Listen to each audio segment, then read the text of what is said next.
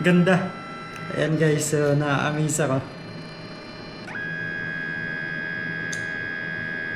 Nice.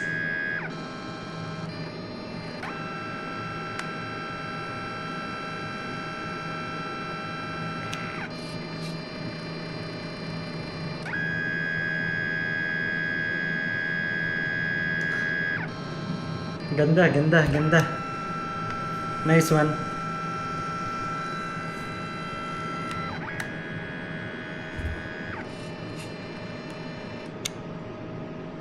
At tadan!